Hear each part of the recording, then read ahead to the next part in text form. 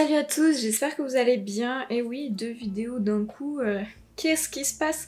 Non mais, en gros je vous ai filmé cette vidéo à la suite de l'autre, puisque c'est une vidéo déjà qui m'avait été demandée quand j'en ai parlé un peu sur mon Instagram. D'ailleurs si vous me suivez pas, qu'est-ce que vous attendez? Il est en barre d'infos, n'hésitez pas, c'est gratuit et ça fait toujours plaisir. Mais du coup c'est une vidéo pour parler de mon opération mammaire. Et évidemment comme toute vidéo qui traite de ce sujet, je vais vous faire un petit disclaimer parce qu'on sait qu'il y a des rageux partout. Je n'incite personne à faire de la chirurgie esthétique. Pour moi c'est quelque chose, je suis ni contre ni pour, enfin plutôt d'ailleurs pour que contre, du moment que c'est quelque chose qui est réfléchi, que vous faites ça pour vous, que c'est pas fait pour quelqu'un d'autre ou pour plaire à la société ou pour plaire à votre copain, votre copine, que sais-je, vos parents. Si ça peut permettre de se sentir bien dans sa peau, j'ai envie de dire pourquoi pas, si on en a les moyens et si on en a envie. Après je pense que c'est quelque chose sur lequel il faut bien se renseigner, il faut bien choisir surtout son chirurgien, parce que je vous souhaite de ne pas regretter si un jour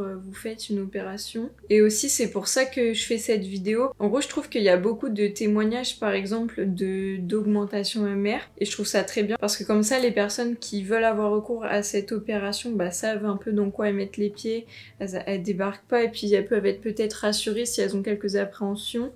Après moi j'ai pas subi entre guillemets une augmentation ni une réduction mammaire, et j'ai fait ce qu'on appelle une mastopexie mammaire, donc je vais vous expliquer un peu plus tard ce que c'est, mais je trouve que justement il y a moins de vidéos sur le sujet et je trouvais ça un peu important d'en parler. Moi j'ai pas du tout honte, c'est pas du tout un tabou pour moi, donc voilà. J'espère que vous êtes bien installés. On va d'abord commencer, je vais un peu vous expliquer ce que c'est, comment ça s'est passé pour moi. Et après je vais répondre à quelques petites questions que j'ai pu recevoir. C'est parti! Tout d'abord, moi je vais un peu vous expliquer la problématique que j'avais. Donc j'avais une malformation due à la croissance, enfin une mauvaise croissance de la glande mammaire qui s'appelle des seins tubéreux. Donc vous pourrez aller voir un peu sur internet qu'est-ce que c'est. Du coup en gros mes seins n'ont pas grandi de manière harmonieuse si on peut dire pendant ma croissance. C'est quelque chose qui me complexait énormément depuis que j'ai des seins, donc depuis que j'ai à peu près 12 ans. Enfin, quand je voyais les autres filles, par exemple moi j'ai fait de la natation donc qui se changeaient dans les vestiaires, je me disais mais c'est bizarre, enfin c'est pas pareil, pourquoi moi c'est comme ça? Donc c'est quelque chose qui m'était assez mal à l'aise et du coup j'ai fait ce qu'on appelle une mastopexie mammaire et un lipofilling des seins. Donc la mastopexie c'est des techniques qui visent à redresser et à remonter le sein et à le concentrer sur lui-même, donc des fois ils appellent ça des cures de ptose ou des redrapages mammaires. Ça vise à lui donner une forme plus galbée, plus remontée. Donc c'est une opération durant laquelle on peut enlever du tissu, on peut enlever de la glande. Il y a certains chirurgiens qui proposent de soit re-remplir le sein avec du gras qui vous a été prélevé autre part, soit avec une prothèse. Alors moi la chirurgienne m'avait demandé si justement je voulais augmenter en plus de volume, en plus du remontage des seins. Je lui avais dit que j'en voyais pas forcément l'utilité, enfin moi c'était pas quelque chose qui m'intéressait spécialement. Moi je voulais garder le même bonnet, donc un bonnet C. Avoir des seins plus petits même ça m'aurait pas dérangé. Je voulais pas vraiment avoir des seins plus gros parce que vu que je fais pas mal de sport, je pense que ça m'aurait plus handicapé qu'autre chose. J'avais pas envie que ça enfin je sais pas, j'avais l'impression que ça allait me gêner dans mes mouvements, que ça allait être trop lourd à porter pour mon dos, donc non moi je voulais pas augmenter de volume du tout. Sauf que moi, en gros, mes seins, il y avait pas mal de boulot, donc c'était un gros chantier. C'était un peu la Sagrada Familia, mais version chirurgie esthétique. Du coup, ils ont pas pu faire soit une cicatrice...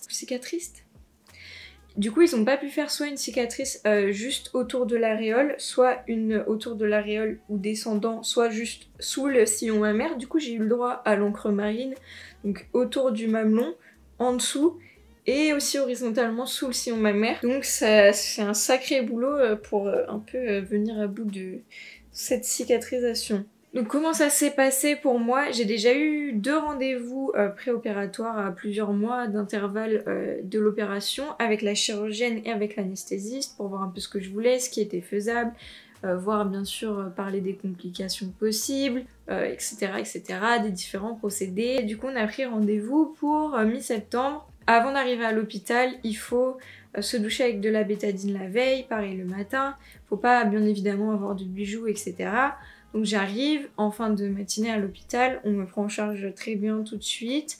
J'arrive au bloc, donc juste avant le passage au bloc, je revois encore la chirurgienne. Donc là, si vous avez des questions, si vous avez un peu peur, elle peut vous rassurer. Bon, moi, étant déjà passée au bloc, mais du côté médical, je savais un peu comment ça se passe, donc j'avais pas trop d'a priori ou de crainte sur ce sujet. Donc elle m'a fait les dessins pour voir à peu près ce qu'elle allait faire. Et après vient le moment de l'endormissement très bizarre.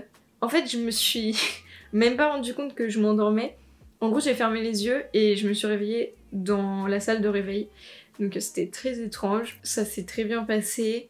Après, on m'a ramenée dans ma chambre. J'avais pas... Sur le moment, je pense que j'avais des antidouleurs, donc j'avais pas mal du tout. Même la nuit, franchement, ça s'est bien passé. Après, c'était un peu compliqué au début parce que... En gros, ils voulaient pas que je me lève toute seule pour aller aux toilettes parce que j'étais un peu dans les vapes, etc. Donc il y a une toute jeune étudiante infirmière trop mignonne et elle m'accompagne aux toilettes et tout. Donc limite, elle était en train de me porter parce que moi, je portais comme ça. Et après, je m'assois sur les toilettes et je la regarde. Et elle me regarde. Et elle fait « Ah, vous voulez que je sorte ?» J'étais là-bas. Moi, j'aimerais bien quand même. Donc la pauvre, après, elle est sortie et tout. C'était un peu malaisant, mais c'était très drôle. Et ils étaient vraiment adorables et tout. Du coup, pas du tout de douleur le premier jour. Après, de toute façon, ça, je vous en parlerai un peu dans la FAQ. Je suis rentrée chez moi le lendemain. J'avais un peu mal, mais j'arrivais à marcher, j'ai réussi à m'habiller toute seule. Après, je suis pas très... Enfin, je me plains rarement quand j'ai mal, et la douleur pour moi était forte, mais assez supportable, donc j'avais pas envie... Enfin, eux, ils m'ont dit, si vous voulez, on vous aide à vous habiller, ou même enfin, j'étais chez mon oncle et ma tante, elle m'a dit, bah, tu m'attends et je t'aiderai à t'habiller, mais j'ai pas envie, enfin... J'aime pas trop qu'on m'aide, et du coup, vraiment, je voulais tout faire toute seule, donc j'ai réussi, j'étais trop contente. Et après, du coup, je suis rentrée chez mon oncle et ma tante, et pendant... Après, j'étais en arrêt maladie pendant 2 semaines, je crois. Et vraiment, la première semaine, c'était assez compliqué, mais ça s'est passé, et je suis très contente du résultat. De toute façon, bah, je vous mets là des photos un peu avant-après, donc bien sûr, je suis habillée. Mais voilà, comme ça vous donne un peu une idée. Alors ensuite, du coup, niveau FAQ, questions qui m'ont été posées par vous. Déjà, on m'a demandé combien ça t'a coûté. Alors, moi, je sais pas du tout un tabou de parler du prix. Après, moi, mon opération, elle était prise en charge une grande partie par la sécurité sociale parce qu'en gros, comme c'est une malformation, c'est considéré comme de la chirurgie réparatrice et pas de la chirurgie esthétique. Je sais pas si vous arrivez à voir un peu la nuance entre les deux. Tout ce qui était hospitalisation, etc., c'était pris en charge par la Sécu. Par la Sécu.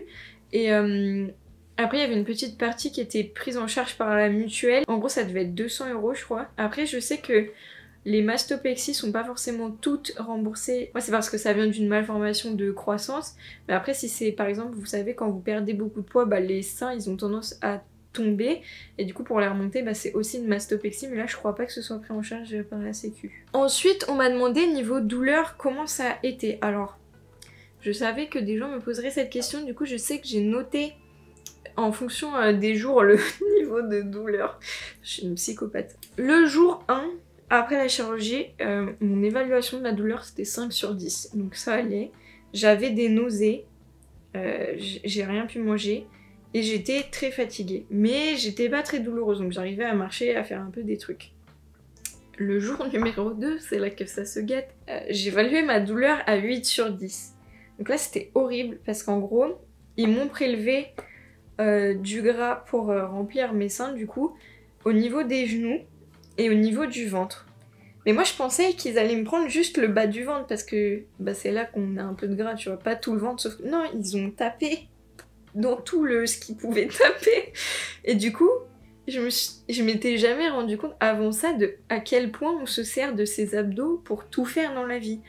En gros là j'avais mal, mais sur tout le plastron abdominal et les genoux. Mais en gros les genoux je pouvais juste pas plier les jambes donc c'était pas très pratique, mais j'avais juste pas à me baisser ou des choses comme ça. Mais le ventre, je pouvais pas me relever de la position allongée. J'étais obligée de me traîner hors du lit comme un vermisseau pour essayer de me relever avec mes bras. Vraiment, je pense qu'on aurait dû me filmer parce que c'était trop comique. Et tu peux pas tousser. Quand je toussais, ou que j'éternuais, mais une douleur dans le ventre. Tu peux pas aller aux toilettes parce que en soi, bah, pour aller aux toilettes, t'as besoin de tes abdos pour évacuer. Ah oui, on n'est pas glamour sur cette chaîne. J'avais des bleus, mais partout sur le ventre et derrière les genoux, bah juste là, en fait, les seins, j'avais des bleus quand même, mais moins. Mais vraiment là où ils ont tapé bah, pour la liposuction, donc pour aspirer le gras, des bleus, mais... Et toujours bah, des nausées, mais j'arrivais pas à manger. Je prenais du Primpéran donc, pour éviter d'avoir envie de vomir, mais vraiment j'arrivais à rien avaler. Le jour numéro 3, la douleur est un peu redescendue, donc à 7 sur 10. Toujours des nausées, toujours je pouvais pas manger. Donc là, au bout de 3 jours sans manger, j'avais... Mais j'avais faim, c'est ça le pire. Moi, même quand je suis malade, j'ai faim, tu vois, Vraiment, je ne pense qu'à manger. Du coup, j'essayais, tu vois, mais non, il n'y a rien qui passait et j'avais peur. J'avais tellement mal au ventre que je me disais, même si je tousse, j'ai mal. Alors vraiment, j'avais trop peur de vomir, donc je me forçais pas trop non plus. Et après, franchement, après le jour 3, jour 4, toujours un peu de nausée, mais déjà j'ai réussi à manger, j'étais trop contente. Et après, la douleur est redescendue. À la fin de la première semaine, on va dire, j'avais pas mal au sein. Franchement, les seins, à part quand je les touchais parce qu'il y avait des bleus, me faisaient pas mal. Tellement j'avais mal au ventre et aux genoux. Les seins, ils me venaient même pas à l'esprit. Après, les douleurs au ventre et aux genoux se sont peu à peu estompées. Bon, pendant longtemps, j'ai eu du mal à réussir à replier les genoux parce que du coup bah, pendant presque un mois je les ai pas pliés, donc c'était un peu comique, mais sinon après ouais c'est redescendu et franchement la balance douleur et le résultat bah franchement pareil comme je vous l'ai dit tout à l'heure, à refaire 1000 fois si c'était à refaire. Ensuite autre question, comment ça s'est passé niveau cicatrisation? Alors ça a été un peu plus compliqué, en gros il fallait que je fasse des soins par une infirmière tous les 2 jours. Qui venait bah, en gros me désinfecter les points de suture, etc. Parce qu'il y a des points de suture qui étaient internes, donc avec du fil résorbable que j'avais pas à enlever, et des points de suture qui étaient... Enfin j'en avais 4 sur chaque aréole de mamelon, c'est ça. Et en gros, bah, l'infirmière venait tous les 2 jours me désinfecter et me refaire les pansements. Bon après il y a des jours où je le faisais moi-même parce que voilà j'ai l'habitude et j'avais pas forcément toujours dans l'optique de je ne veux pas qu'on m'aide. J'avais pas envie que quelqu'un d'autre le fasse à ma place, j'avais pas envie que quelqu'un se déplace et se dérange pour faire ça alors que je sais le faire toute seule. Du coup la plupart du temps je l'ai fait moi-même. Après ce qui m'a un peu embêtée c'est qu'il y a des fils, j'avais pas fait attention et en gros ils étaient rentrés sous ma peau et bref pour les retirer ça a été une galère, il a fallu un peu farfouiller au scalpel et au ciseau dedans, donc voilà je vous épargne les détails. Mais sinon ça s'est assez bien passé, faut que je mette de la crème pendant assez longtemps, tous les matins, tous les soirs, et que je fasse des massages bah, pour bien ramollir les cicatrices, pour qu'il y en ait le moins possible. Après là je suis toujours dans une phase assez inflammatoire, donc j'ai toujours les cicatrices qui sont assez rouge-violette, mais ça va s'estomper. En plus j'ai la peau très claire, donc ça va mettre un peu plus de temps à ce que ça se voit moins. Mais voilà, pour l'instant je pense que ça suit bien son cours et je suis très contente. De toute façon je vous mets une photo pour que vous voyez à peu près à quoi ressemblent les cicatrices maintenant, et je pense que je vous referai un update plus tard. Ensuite, combien de temps a duré l'opération? Je pense que le temps où j'étais endormie c'était à peu près 2 heures. 1h30, 2 heures, pas plus. Enfin c'était assez court. Ensuite, est-ce que le réveil n'a pas été trop dur? Alors le réveil, mais vraiment... Déjà, je vous ai dit, j'ai fermé les yeux, je les ai rouverts, j'étais dans la salle de réveil. Mais vraiment, je me sentais repartir et revenir et repartir. Et je pense que j'ai dû me rendormir plusieurs fois. L'infirmière devait être en mode mais quand est-ce que tu vas te réveiller? Et elle venait me voir, elle était là ça va et tout. J'étais là, je vais vomir. Direct la nausée, et du coup elle m'a donné, elle m'a passé en intraveineuse des anti-vomitifs parce que vraiment j'étais au bout de ma vie. Et j'avais froid. Et en plus quand elle vient me checker, bah, quand je viens de me réveiller, elle me dit... Ah bah 35 degrés, ta température est remontée. J'étais là quoi? Mais j'étais à combien? Ouais, j'étais en glaçon. Et du coup ouais non, sinon ça s'est bien passé, mais un peu... C'était la première fois que j'étais sous anesthésie générale et un peu ouais la nausée ça s'est pas très bien passé.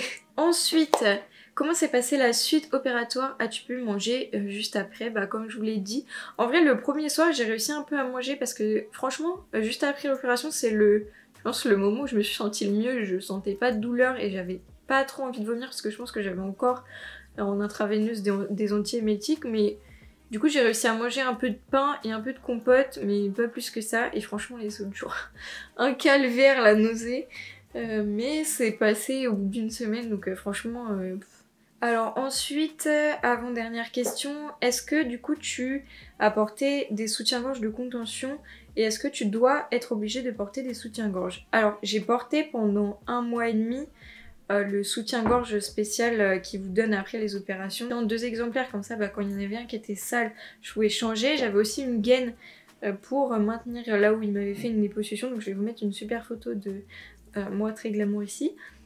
Mais ouais, ça s'est bien passé dans l'ensemble. Et après, je suis pas...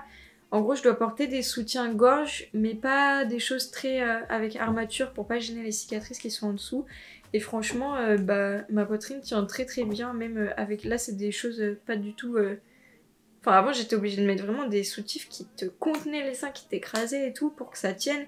Là, vous voyez, les bretelles sont minuscules et ça tient vraiment très bien. Dernière question, j'y ai déjà répondu, donc est-ce que si c'était à refaire, tu le referais? Oui, 1000 fois je pense. Je suis vraiment très contente du résultat. Franchement, je pense qu'on s'en rend pas compte quand on n'a pas un complexe qui nous atteint autant, mais vraiment depuis que j'étais petite, c'était quelque chose qui me mettait vraiment très mal à l'aise.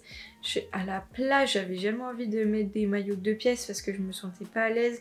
En gros, je pouvais pas mettre de t-shirt sans soutif, j'étais obligée de mettre tout le temps des trucs qui m'étouffaient, que la première chose que je faisais en rentrant chez moi c'était de les retirer parce que c'était insupportable. Et donc ouais, c'est libérateur quoi. Donc sur ce, je vous fais de très gros bisous et je vous souhaite à la prochaine.